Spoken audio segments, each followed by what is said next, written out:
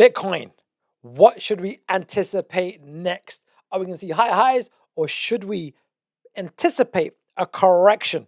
A correction, because after every healthy sprint comes a correction. So that's what we're going to look at today's video. So if you like today's content, like, subscribe, hit the bell notification. If you don't know me by now, my name is Jiggy. I'm the award-winning author of The Extraordinary New Venture Capital Opportunity, How to Invest Like a Pro. Been featured in the best-selling book, High Probability Trading Strategies, back in 2008. Normally focused on trading currencies, but now exclusive on crypto.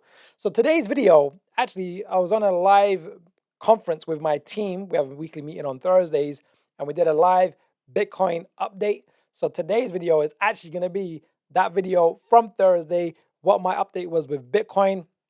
It's relevant. Pay attention, because we speak about, the Elliott Wave and Fibonacci is so powerful to read the market and the psychology of the market. So if you haven't already, take my free Elliott Wave and Fibonacci masterclass.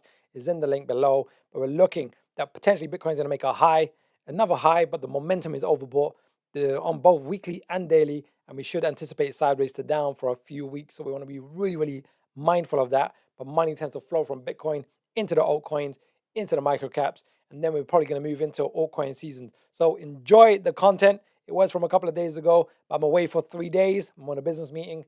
So I thought, let me make sure you get your Bitcoin update. Enjoy. See you soon. Like, subscribe, hit the bell notification. I appreciate you. Yeah, so I really want to focus on this part of the market here. We got this beautiful 5-wave sequence occurring, keeping the perspective in play. This is the previous all-time high over here, and we broke the previous all-time high, like tested it, kind of came back down. But what we've got happening right now, what we should anticipate, is this relatively clean 5-wave structure. This 1, 2, 3, 4, what looks like a 5. This over here was a bit of an overextension, and this part here was that ETF news, and it was like bomb.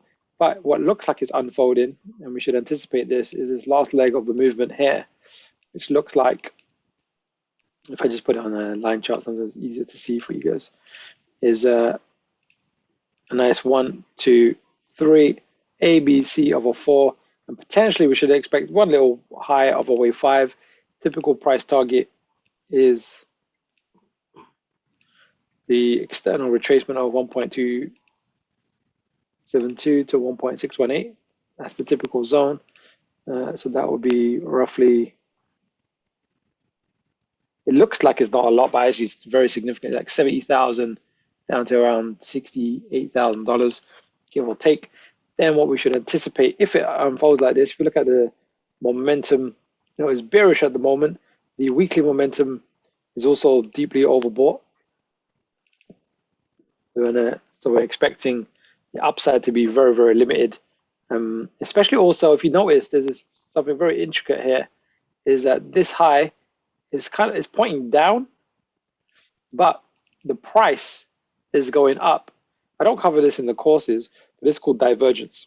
Divergence, when momentum moving downwards and price moving upwards, it's an indication that the buying action is running out of steam, it's running out of buying power. So that's another indication that we should see a top and then sideways to down for a few weeks, maybe 3 to 6 weeks, and then money flowing from Bitcoin into altcoins.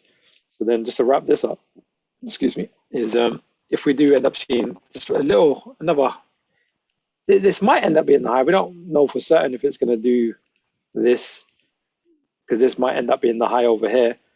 But what we can project with high probability is, let's just do a retracement roughly here to roughly, let's just say here, I'm just guessing here, but we're just saying we should anticipate a pullback of at least 60 to 78.6% retracement. And I can get rid of this as well. So then we should expect something like this.